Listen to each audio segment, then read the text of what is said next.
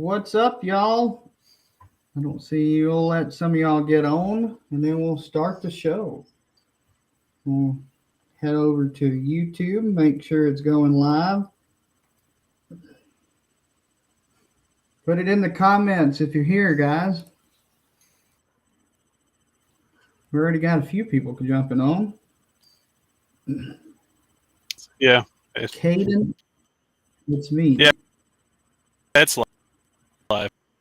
So there we go. Should be good. What's up, y'all? My name's Ethan Jett. I am with Jett's Fishing Adventures, and my buddy here.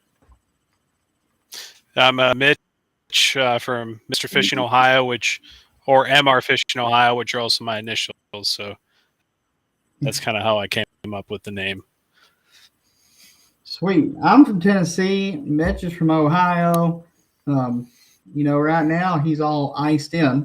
So that's one reason we kind of started this podcast, wanted to start the podcast to kind of fill in his gap of content.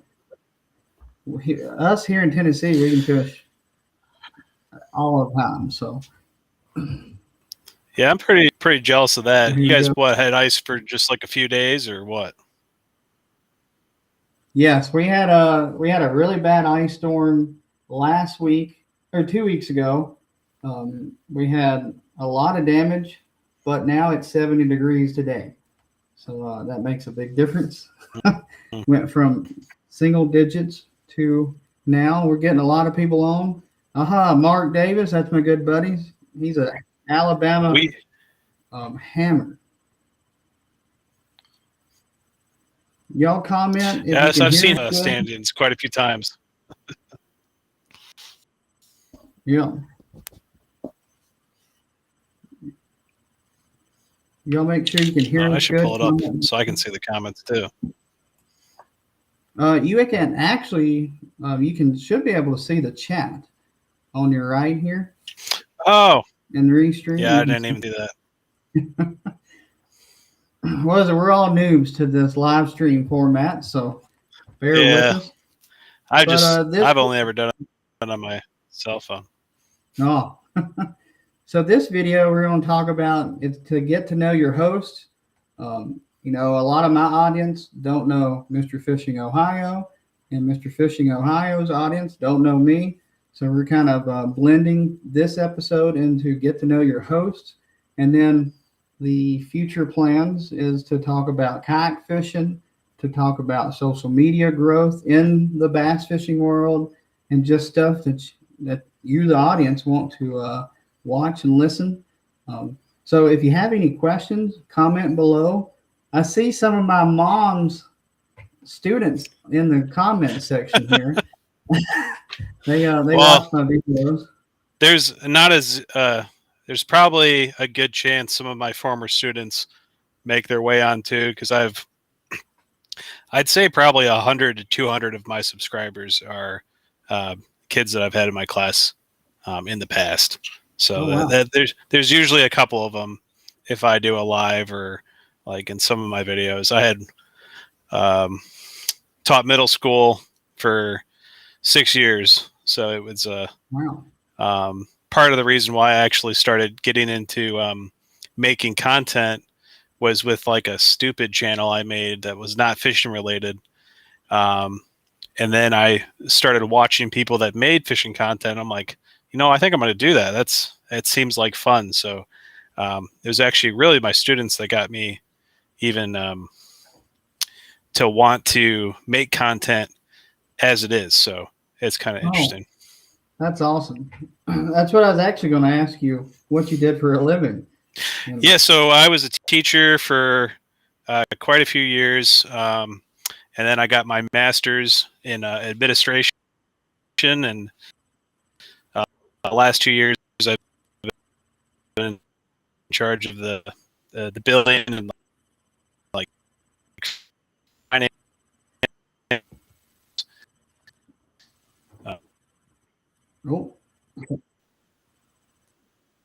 So just like certainly what I thought I would be doing, but maintenance and upkeeping. We're losing you a little bit. You kind of froze up just a hair.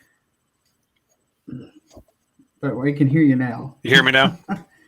Yeah. We Okay. heard business administration. Oh, okay. Yeah, that's they're just like in charge of the building and all the stuff that goes with it, pretty much. Okay, that's awesome. I got a very Yeah. a lot of people know I don't technically have a full-time job. Facebook, YouTube, and fishing is kind of my full-time job. So I'm living the dream.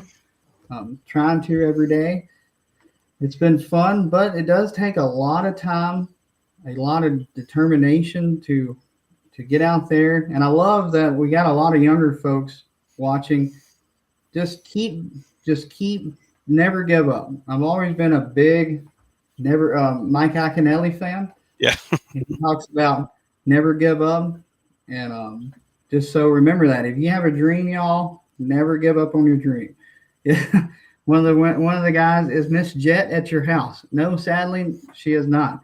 We might have to get her on here in a little while if she ever comes here. Now we got Steven coming on. He watches a lot of my stuff. Oh, he's saying you're setting left of center, but you got it corrected. I've noticed. Yeah. It's because of my. Normally, I set my videos up where I'm faced the other way, so you can see my desk that has all my fishing stuff. But I have nowhere to set a computer, so I've got to slightly rearrange the room. But you can see my 30 fishing rods behind me.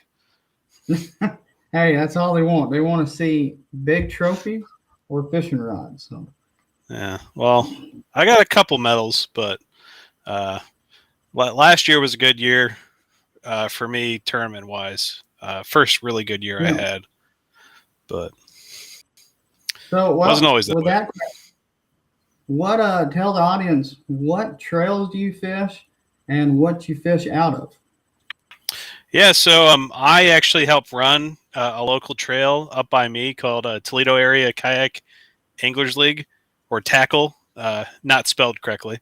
And we're a local non-powered league, so no motors. And part of the reason we did that was to give us a little different draw appeal to people, more like entry-level stuff. And it's grown. It's doubled in size each year. We started with like 12.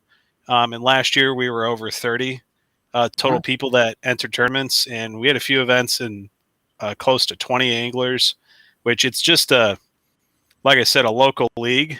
So it's been pretty cool. And I will say, despite its small size, we have some of the best anglers in the state in our league, guys that have qualified for state championships, the Bassmaster Kayak Championship, and the guy that won AOY the last 2 years, who's just an absolute stick, Aaron Stahlbaum. If you ever fish a tournament against him, just give him your money in advance. Chances are he's going to get it. But it's really fun. I also have fished our state level events on occasion, but the schedule for them doesn't always line up. And usually once a year I like to do a trip. Last year I went down to Chickamauga for the native tournament, and this year I'm going to Guntersville for the native tournament. So that's about all I do tournament wise. Yeah, you're speaking my love language with Guntersville, as everybody knows. So I live, if you don't know, I live in Marshall County, which is about 2 hours northwest of Guntersville, and I go all the time down there. It's some of the best fishing, in my opinion. You can catch some giants down there, and you can catch them all year long. The Bassmaster Elite Series was down there this weekend. Yep. And I was watching that intently. Yeah, I actually got it pulled up here on my phone. I'm trying to see. Hank Cherry won it, and he actually won it with a combined total of 88 pounds. And yes, won. 88 ounces. I cannot believe he's throwing a twister tail. This is just wild to me. Yeah. Now I guarantee you, every twister tail in the country is sold out. Funny enough, that's my all-time lure for walleye.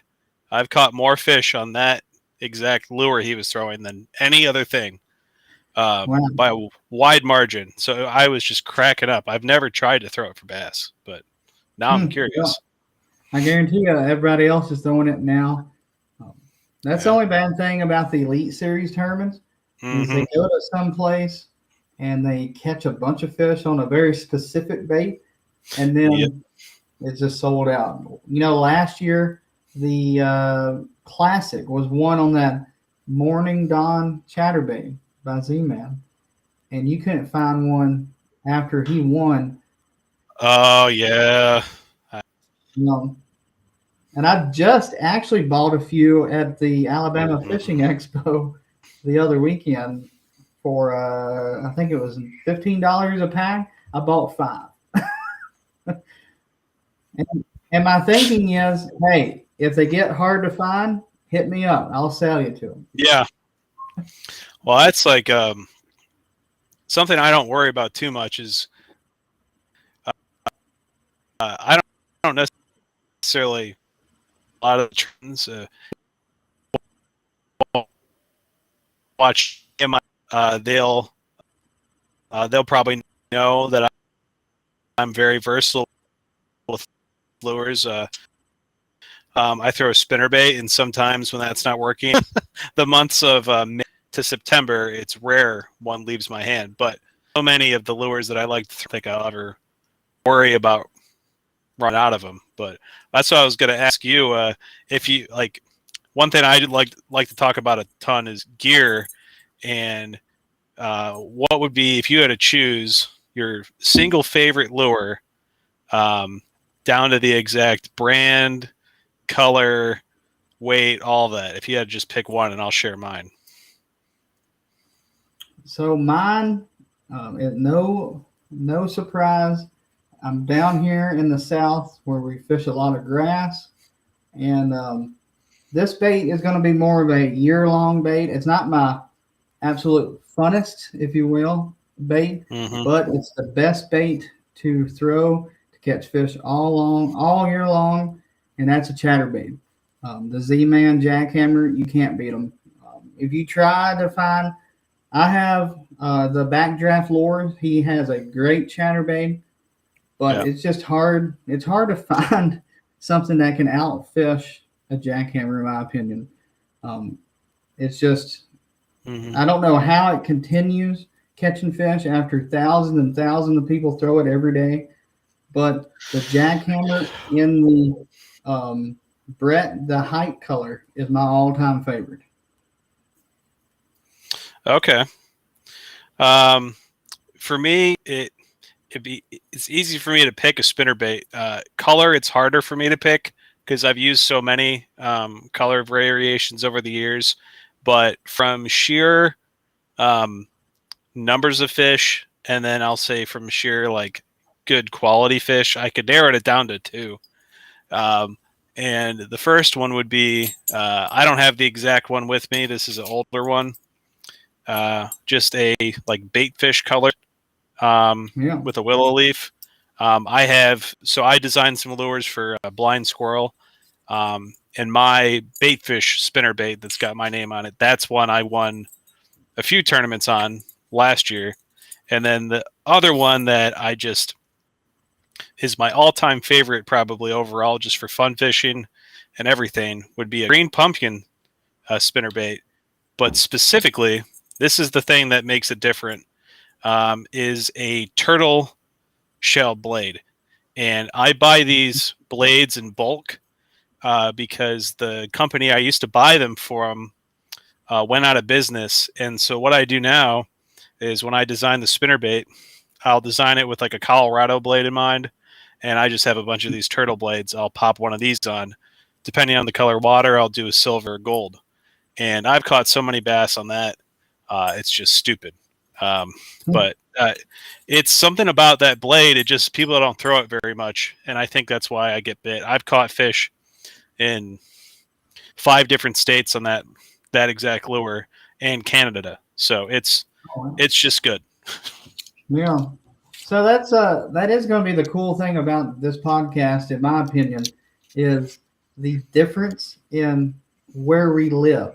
Like as far as fishing, like you can fish. You got a lot more bigger smallmouth. Go up there in Canada. but it's really cool to see the difference in. It will be cool to see the difference in how we fish. Yeah, there'll be some similarities because the place I fish the most fishes um, like a grass lake down south. It's really the only place like it in Ohio that's like that. Uh, it's one of the bays on Lake Erie. Okay. So it's Put-in Bay. A lot of people know it's a popular vacation spot, but the peninsula you go to get to it has two harbors, and they're basically just a giant grass flat. And in the spring, I mean, if I would put it up against any spot in the country for numbers of bass, probably not as good a quality as some other places, but your average fish is a pound to 2 pounds. And I was at a tournament there last year. There was 4 of us in one spot, and if we didn't catch over 200 bass between the 4 of us, I'd be surprised. Wow. In the 5 hours.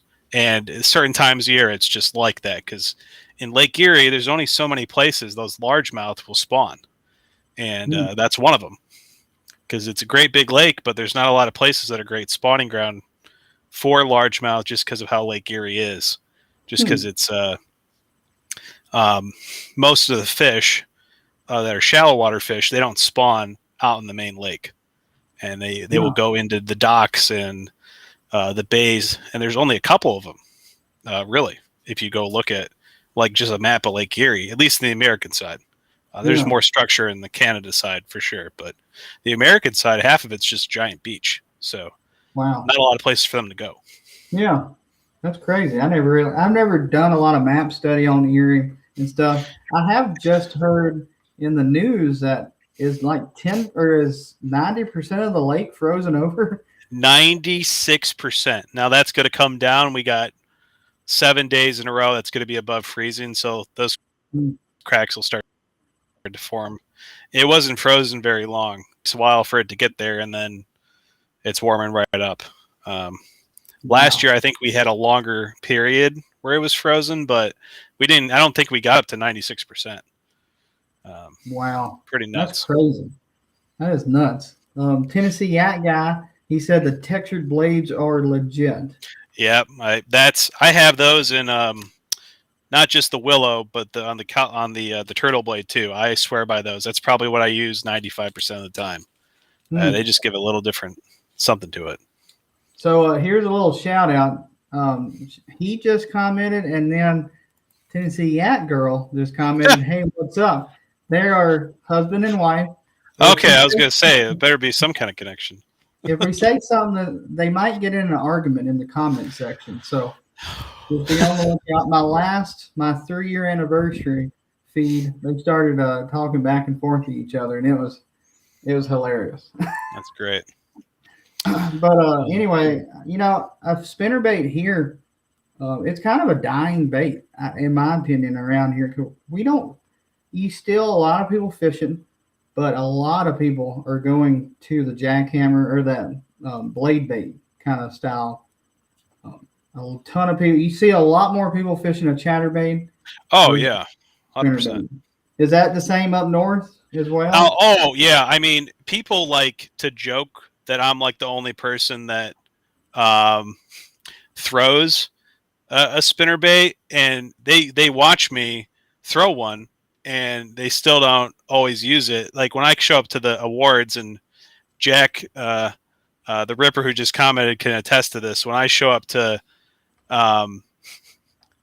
awards, they'll be like, "Oh, what you catch them on a spinnerbait?" And when I say I didn't catch them on a spinnerbait, it's a shock. But I'd say the jackhammer or chatterbait is 10 times more popular in our area as well. I throw one. I just don't throw it as much. I have two that I like. I don't think I have either of them with me. One I designed that's a white and chartreuse color. And then the other one I really like is actually the Berkeley Slobberknocker. It's like a black and blue one. I've not really found one that looks like it. I actually just designed a version of it for a blind squirrel, the same color pattern, just because I don't see it ever. It's like this purple, blue, and black, and that's why I was really catching them at Chickamauga last year. Yeah. It was my biggest kayak bass in a few years, and that color is just really good. Yeah, that purple color is kind of a hidden gem in my opinion. You don't see a lot of people throw them. No. And it's a really good nighttime bait. Oh, for sure. It's muddy water or really early in the morning. It's what I'll throw for the first 20 minutes. In any tournament, I'm throwing a bladed jig or a spinnerbait for sure. Now, here's another question as far as the difference in South and North. Do y'all have a lot of nighttime tournaments during the summer? We do evening tournaments. So, like for my league, we do the Wednesday nights. So from 5 to 9 o'clock is usually when we do it. Yeah. But I wouldn't say at night. That's not saying night fishing can't be productive. There's some times where I've been on the water in pitch black darkness, and I've just been ripping the fish. At like 4 a.m., you can just lay into them. Yeah. Well, here we do a lot of nighttime fishing because it's so hot. Oh, sure. It gets 102, 103 degrees with the index. And the only time you really can catch them is that early morning bite, late afternoon into the night. So I didn't know if y'all really did that up north. Yeah, we do a lot of the like I said, we do the Wednesday nighters. That's about half of our tournaments, and then the other half we do early mornings on Saturday or Sunday. And, we don't do a lot of the till 3 o'clock stuff because for us in the summer, being on the water at 3 o'clock in the afternoon is beyond miserable because the fish aren't biting and the humidity can get really high. Despite like people don't think of Ohio as a place that's humid, but we do have pretty high humidity based on how far north we are. We get it all. We get we can have 100 degrees and -5 degrees 4 months apart. It's just we have all the variety. We just don't have anything too long, so that's what makes it kind of hard to predict. That sounds just like Tennessee. My preacher always says, if you don't like the weather, stick around. Yeah, well, and so I'd say your guys' is more like it'll switch on a dime. Yeah, I'd say Ohio's is more like each day can be a different season. That's what. Wow. So it's like it doesn't change too much during the day unless we have like a storm roll through. But I mean, literally today I woke up, it was 3 degrees. Tomorrow it's going to be in the 40s. So wow, it just you don't see places that have those kind of temperature swings as much, but that's like regular for here. Yeah, you can have all that. I'll take that. Yeah. 50 to 60. I bet you would. Yeah. Steve said it just that the spinnerbait fouls so easily in the eelgrass. Yes, it does. Yeah. We have all 3 kinds of grass. At the place I fish a lot, East Harbor, we have the 3 main kinds of grass. And the one thing reason I fish the spinnerbait so much is that the grass that gets stuck in doesn't grow up as high. And so I'm able to go over the top even when it's like completely gunked up. But some other places, I mean, it's a lot of it, I think, too, is the weather can impact that a lot, too. When it's windy and you're fishing in grass like that, I mean, just forget it. You're not going to have any chance if it's too bad. Yeah. That's kind of funny because here, when we fish grass, I like it a little bit of wind because that kind of pushes all the bait fish into the grass. Yeah. And you can sit there with a frog and stuff and when the weather's right. Yeah. It's funny because like Ohio, because it's so flat, when we have wind, it's just terrible because there's no way to protect yourself. Like if we have wind over 18 degrees, 18 degrees, 18 miles per hour, you question whether you should go out or not because there'll be whitecaps on small bodies of water. Like there's nothing protecting it because where I'm at in the state, there's no elevation. So it blows for miles and miles. I remember I was in Tennessee last year when we were doing the tournament. And one of the days was like a wind. I'd be skeptical to go out. And I looked out on the lake and I'm like, there's nothing. And because you just have so much more structure and elevation. Yeah. Yeah. Chickamauga and all the Tennessee River, it's in a valley. Yeah. So the wind will come over. Now, the bad thing about depending on what lake you're on. Chickamauga, Guntersville, you have a north and a south wind. Oh It gets yeah. really bad. Definitely, if it's going, the worst one's a south wind because the current's coming north North. down, and that wind will push against the current, and ooh, it gets dangerous. Kentucky Lake is the exact opposite. It's if you look on the map of Tennessee River, it goes down, then over, and then back up. And it's just the terrain. And Kentucky Lake has swamped a lot of boats, and that's actually probably one of the lakes I've come closest to not making it back to the ramp. Yeah, we had I don't know if my friend Jack's still in the chat, but we fished a tournament last year. It's one of my more viewed videos. Is a tournament I won. It started off, the weather was really calm, and then about halfway through it, a storm started rolling in, and a water spout actually formed about 3 miles south of where we were at. And we got blown off the lake, the river we were on. And I'm not kidding you. The people that got stuck on it, I think they took on about 10 pounds of water each. It was crazy. I was lucky I made it off, but I lost a piece of my kayak. It blew away in the wind. Wow. I've been in some sketchy situations, but never in a spout. Yeah, it was. We couldn't believe it. We saw it on the news later, and we're like, "Oh, glad we weren't there."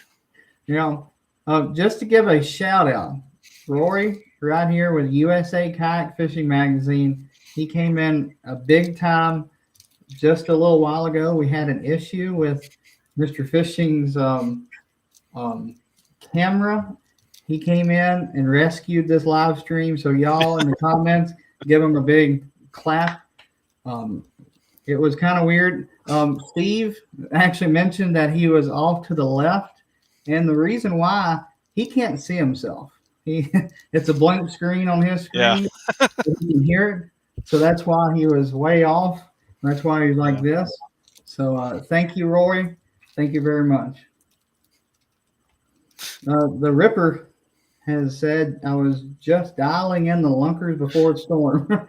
Yeah, he caught the big fish for that tournament. I won despite not catching anything that big, just because I found them really early on. But last year, Jack caught some just absolute monster bass for our area. He caught the biggest fish anyone submitted in a tackle tournament early on in the year. I think it was a legit 6-pounder, and it was, I think, 22 inches long, which any fish over 21 in Ohio is an exceptional fish, and it's probably pretty old because our growing season just isn't as long, and it takes a long time for a bass to get that size up here.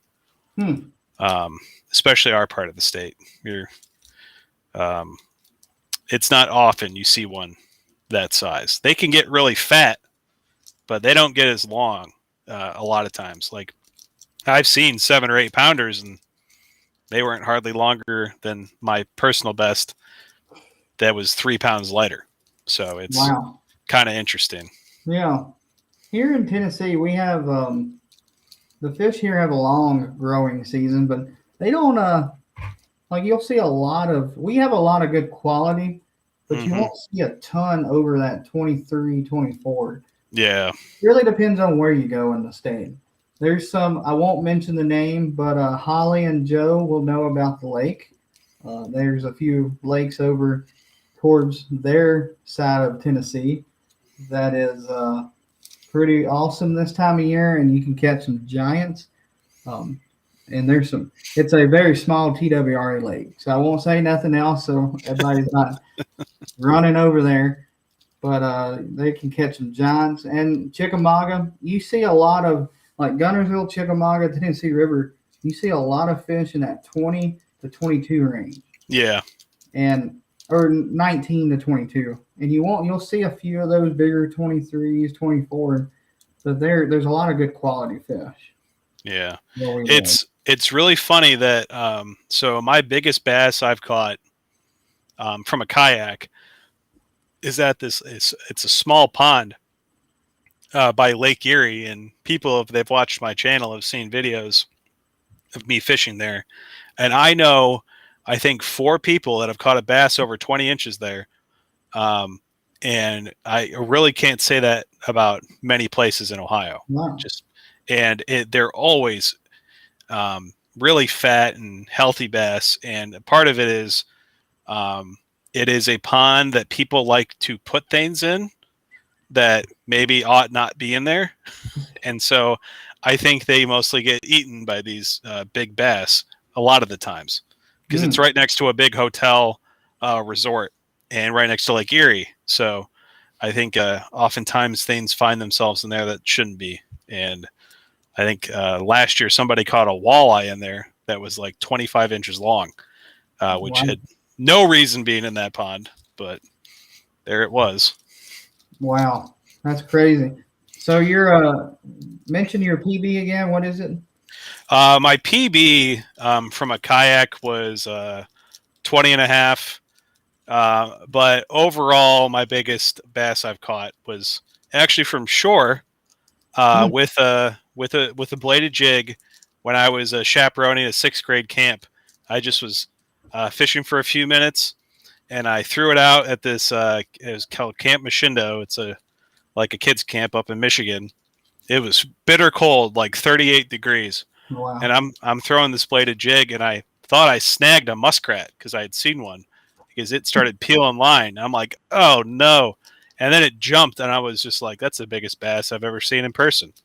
And I landed it. It was 22 inches, and I didn't have a scale, but it was every bit of 6 pounds. I mean, it was just the fattest fish I've ever held. And I could tell that it was special. Of course, didn't get it on video. I have a video of me releasing it, but I didn't have a camera or anything. I wasn't expecting to catch anything worth having my GoPro on. So I have a theory, and if anybody ever wants, you get out there and you're fishing and you're catching some good fish, and then you really think, man, I should start a YouTube channel. I can go and show all these big fat fish catches and stuff. As soon as you cut that camera on, whoop, won't catch a single thing. It took me, I think, the very first trip out with my GoPro and to start filming the video of Jett's fishing, I caught 1 fish. And then I went, I think, 3 trips without catching a single thing. And leading up to that, or that was at the beginning of the year of 2023. At the 2023. And then I started filming, and I actually ended up stopped filming some of my tournaments and ended up winning one. So it was like, come on. But if anybody's watching and they think they can catch some fish, start your YouTube channel and you will quickly realize, wait a minute, I can't catch fish. Yeah, it's totally a similar thing to how when I started recording. But what I found out was actually beneficial for me to get up the confidence was, for a while I just used the rear camera in tournaments because I stopped thinking about it, and that helped a great deal. Sometimes I use the front view, other times I use the rear view, but when I stopped thinking about it, then I started like catching fish, and I didn't worry about that at all. Jack wants to know what your PB on Gunnersville was. So my PB on Gunnersville is, it's probably it's not really big. It's probably like 21. And it's probably around 7 pounds. I didn't measure it. I didn't weigh it. But I think it's like 21 and a half. Gunnersville, I've never caught a lot of, or like some really big fish. I've always caught 21s through 19s every time I go. So like I said before, it's a really good quality lake. At Gunnersville, you can go to win a tournament. You have to catch close to 100 inches. Yeah, that's what I was seeing on a lot of results. Yeah. One of my buddies, Tennessee, Holly and Joe, the Tennessee Yak people, Chuck Smith, if you're on, he was fishing with me in the Gunnersville Bass Nation. He caught 99 and I think half inches, and finished second. Wow. So that tells you, I think first place was 106 inches. Boy. Yeah. So, Let's see. USA Kayak. What's your? I'm not sure who he's asking. Whose YouTube channel is what? But there's some. Maybe it's someone in the comments. But I think the only place in Ohio you can get limits like that. So I've talked about East Harbor a little bit earlier. If you go look at results for that, you typically need in the 90s, sometimes high 90s to place. Because there was one tournament there, I think the top 12 all had above 88 inches.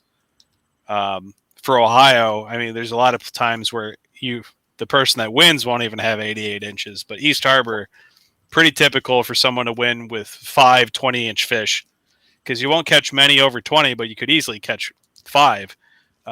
We do a 3-fish limit. And to give you some idea, last year, our top 3 had I think 56, 55, and 54 for our 3-fish limit. So it was, and I caught my biggest fish I'd ever caught at East Harbor, and I got second. wow. And there's just not a lot of fish there that are over 20. The one I caught was 19 and a half, and it was a great fish. But most of the fish there, like I said, are that 15, 16-inch range. And I had to catch 50 fish to find that limit of 54 and a half. So I mean, you catch a lot that just won't give you any upgrade.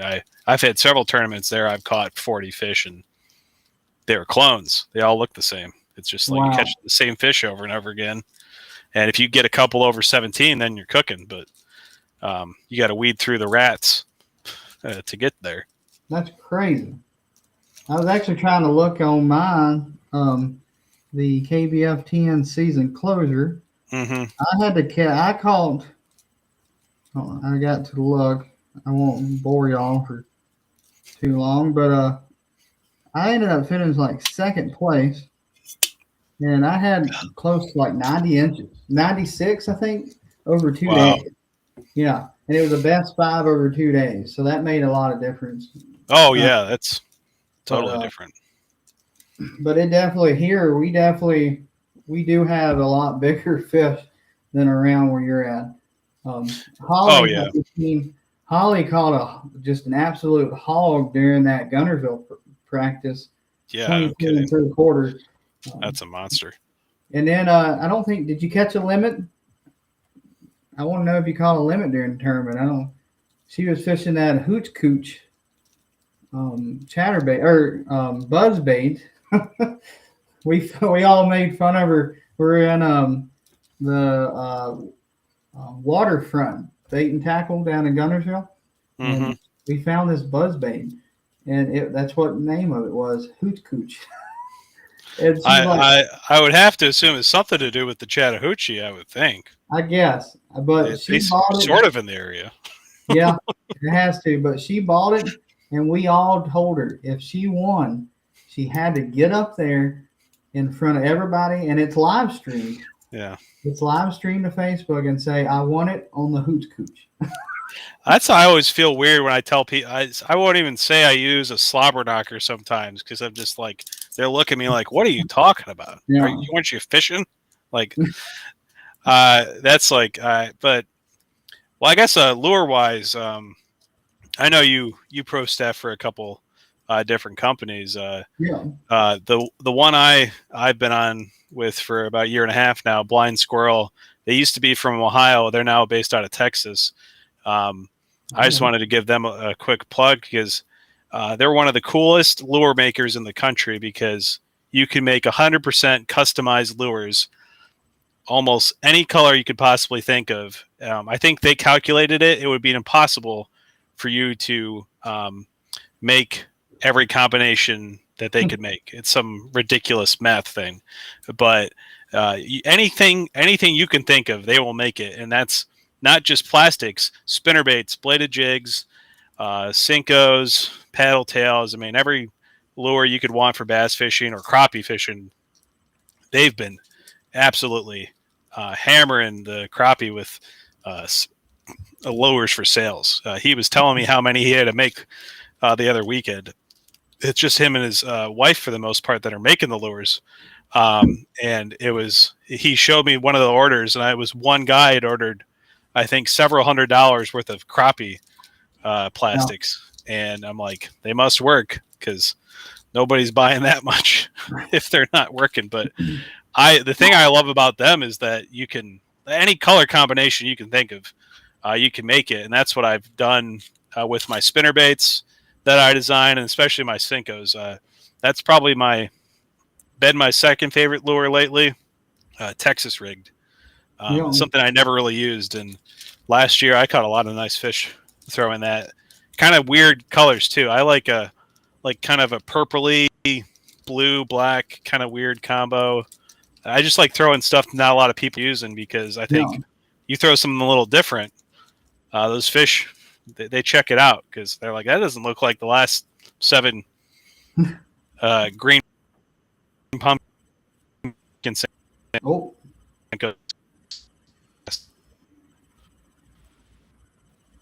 I think it's breaking up a little bit. You were doing good up until that point.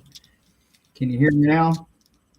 Oh, okay. Well, there you are. Yeah. All right. You were breaking up a tad bit there, but. Oh, we might have lost a guy. Yeah, there you I'm in my basement, so I might next time I might try upstairs. I don't really come out here. It's back now. It was cutting up a little bit. Let's see. But you're good now. Okay. Yeah. So Mr. Mark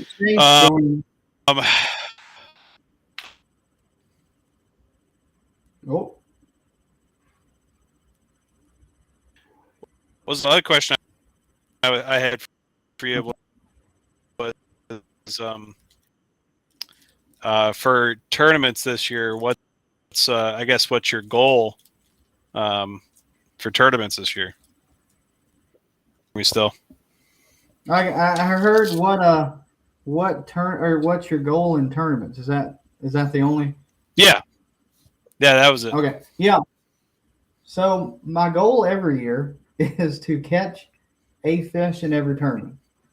I know it's a very simple simple goal, but it can be some of the hardest in definitely the KBF lakes that we fish. We fish Percy Priest and the lake that I absolutely cannot stand, Old Hickory. I call it Old Dinkery, and I also have another name that I won't say live.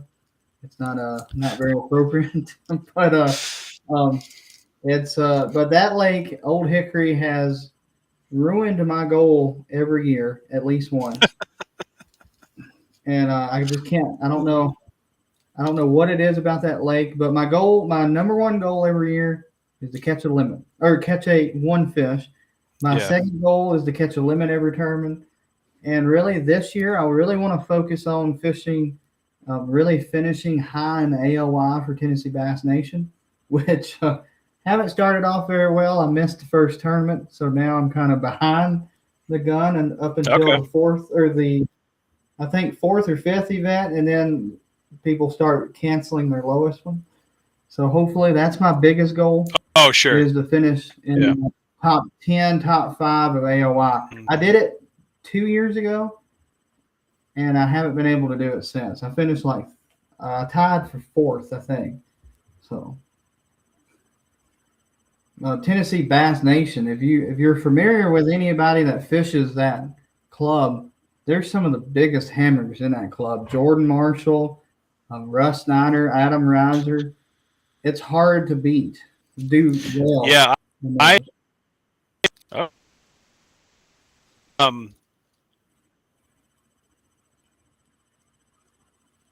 Oh, we lost you again. Well, we're waiting. What's up, Kayak Jack? Marty Hughes, guys. He is one of the OGs. He's a great guy, a very good friend of mine. Took a bit to find you guys. I'm sorry. I try to hide. That's for sure. I've seen Russ Snyder's name quite that. So, I don't know. I think. We got a very big delay. Yeah, yeah. Oh, is that here? It might be just my computers. Well, the I'll way join from. I'll just join from. I'll leave this and just join from my phone for the last couple minutes. Okay. Yeah. Yeah. All right. Hopefully Hopefully that works. Or I guess you can actually go back and join through that the event link. You don't. Yeah, that's what I'll do. Yeah. Yeah. So I'll take you out right quick. Was it Marty? We're gonna try to get you on. I was actually fixing to text you sometime, so we're definitely gonna get you on. And I also want to get Tennessee Yak guy and Tennessee Yak girl on too. While we wait for Mitch to join us back. Yep, Tennessee Yak guy. That Ethan Jett guy. I ain't a hammer. Y'all are definitely bumping me up. I do good every now and then, but I just get lucky. I'm so used to having my sunglasses. If you notice, I was just trying to adjust my sunglasses. But while we wait for him, the goal for this podcast is to last about an hour, maybe go a little longer if we're really talking, having a good conversation. But I hope y'all are enjoying it right now. Whenever he gets back, we'll keep asking some questions. Marty right here. Anytime, it'd be hilarious to be on live while trying to teach. Yes, actually, a little heads up. I kind of want to. Oh, here we go. We got him back. Can we hear you? Yeah, hopefully this there you go. Works out for a little bit. Oh, all right. Yeah, I can hear you fine. Just wave, and we'll see.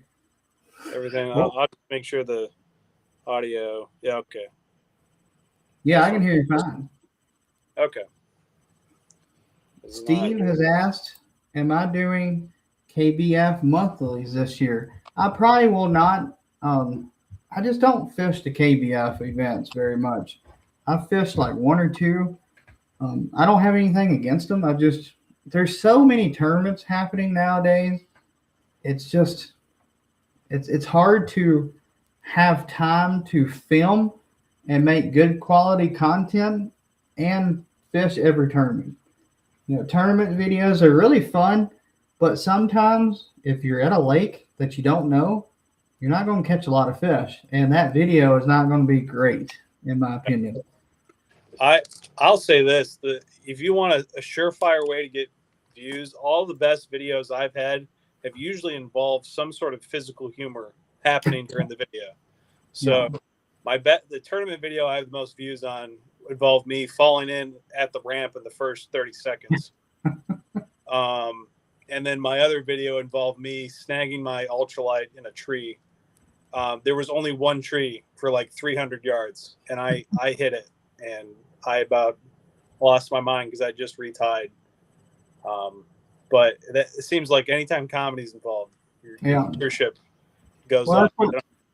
That's what people love to watch, comedy. And one of my better videos was when my best friend Rob, who actually the boat that I'm taking out tomorrow, he owns it, and he fell out of it while fishing. We were fishing a tournament, and it was cold. And I'm glad he was okay, but I got hung up. I got a square bill hung up, and we got close to the bank, and I got it unhung. And for some reason, it was so shallow, he couldn't use the trolling motor. It was hitting the bottom. So he put his rod down and was going to push off the bank. And when he did, it slipped and he went right over. And I'll still, to this day, will post a clip every now and then of him falling out just to remind everybody. I'm bad about that too. If somebody messes up around me, you're in for a long time. If I had to think of one, I mean, there's been so many. I have so many people in my family that are just total they like bring upon like things like that happening. If I had to pick one moment from my life fishing that I could go back to for like a humorous thing, I was fishing I was doing a fishing charter in Florida, and we're out in the Gulf of Mexico, and I'm like younger. I think I was in middle school or maybe just started high school, and we're trying to drop our baits off the side of the boat, and these pelicans show up seemingly to me out of nowhere. And this pelican comes down and just takes my bait as I'm dropping it in the water and takes off. My spool is open, and that thing it's gone. And I'm like, I'd never used a bait caster before. It was or conventional reel, and the line is just flying out. And the captain sees it. He was kind of a old salty dog kind of guy. He was a character.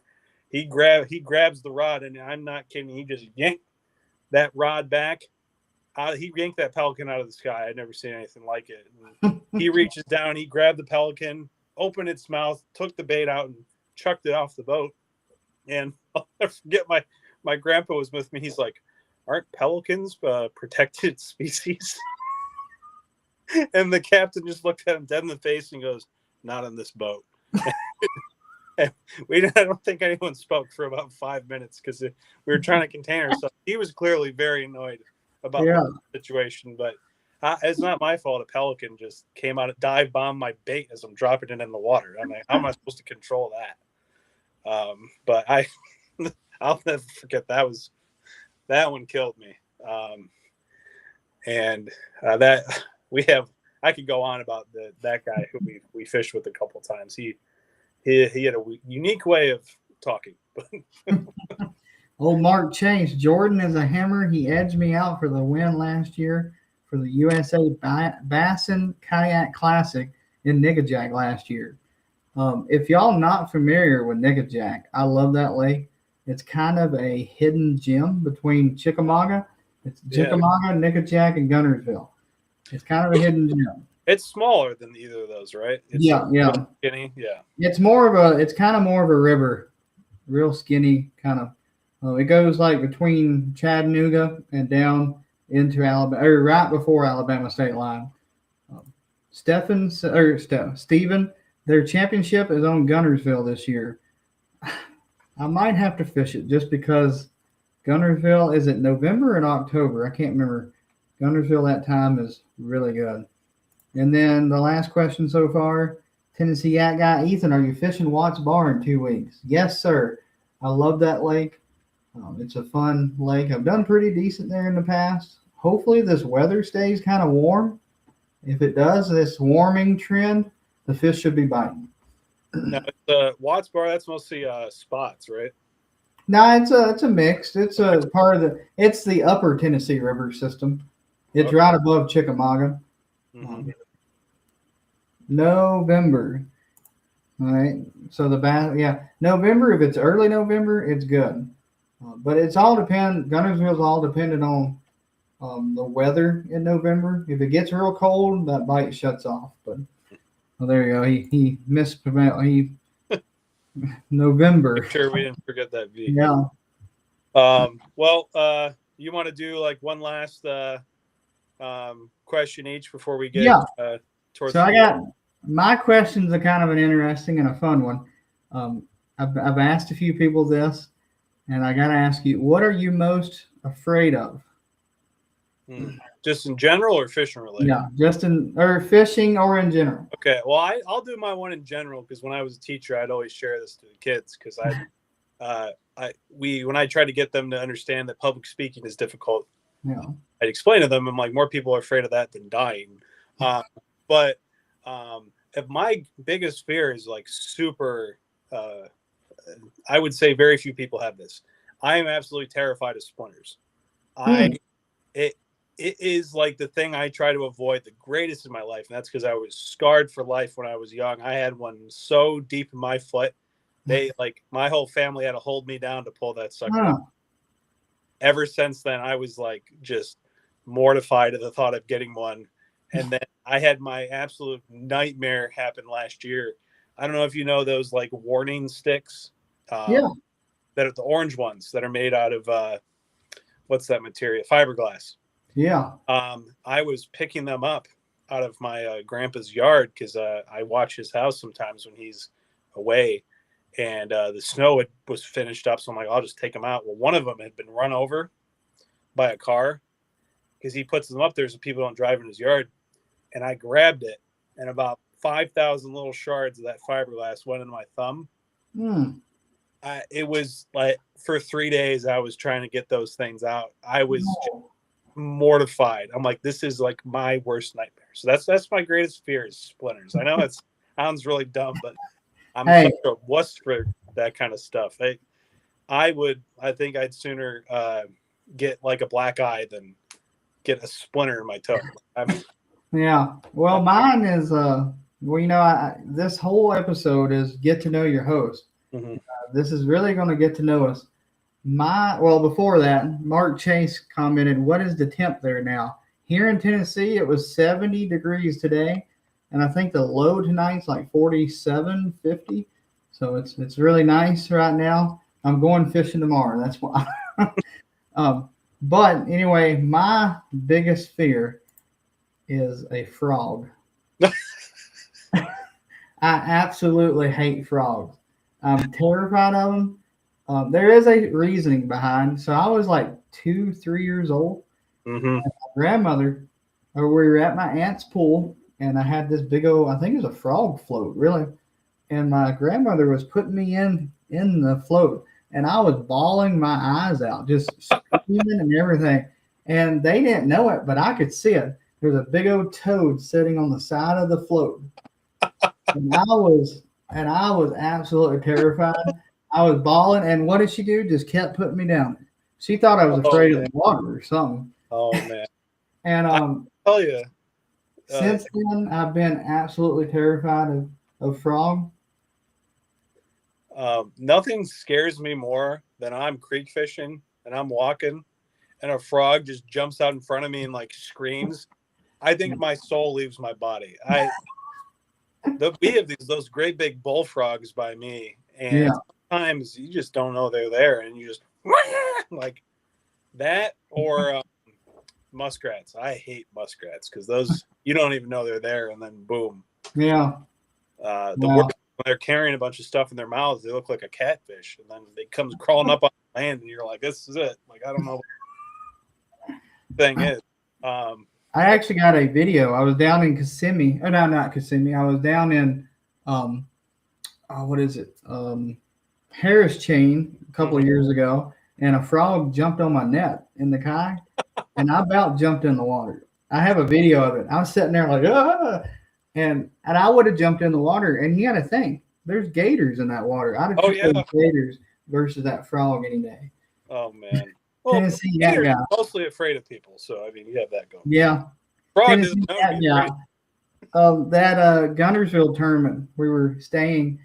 He's not joking. There was one on the window of an Airbnb in Guntersville, and Ethan was not thrilled. I wouldn't go outside. I would not go outside. Oh man. Mark Chase also commented, and then we'll get into your question, and then we'll end it. I hate snakes and public speaking, but now I'm getting better. Starting a YouTube channel this year, so full send. I assume you're not doing it on snakes, but I'll tell you what, Mark. I hate the sound of my own voice. I absolutely hated it. But starting my YouTube channel has helped me so much in giving that confidence. So you just stick with it, be consistent uploads, and you'll do well. All right. So my last question, it's a quick one, but what is your single favorite piece of your single favorite fishing like item? It could be lure, reel, rod, whatever. What is the single thing that if you had to pick out of all your stuff, what it would be? Wow. I don't know if I can answer that, to be completely honest, because I got so many stuff. I have my kayak rig is set up to the teeth that if I miss something, it changes my whole game. Yeah. Probably the best thing I ever bought for the kayak, and I guess I'll answer it with this, is the Newport 180, is my motor. It has changed the way I fish so much. I can go further. I can get there faster. I can cover a ton of water pre-fishing, and it's helped my game. If I had to pick one, it would be my.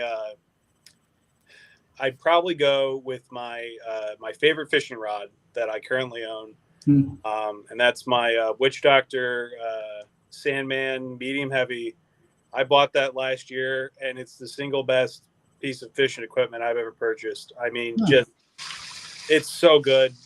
The control you have on the big fish with it, it's just incredible. All the Witch Doctor rods that I use are great. A lot of them are a glass and graphite blend, so they're just a little different. And for moving baits, they can't be beat.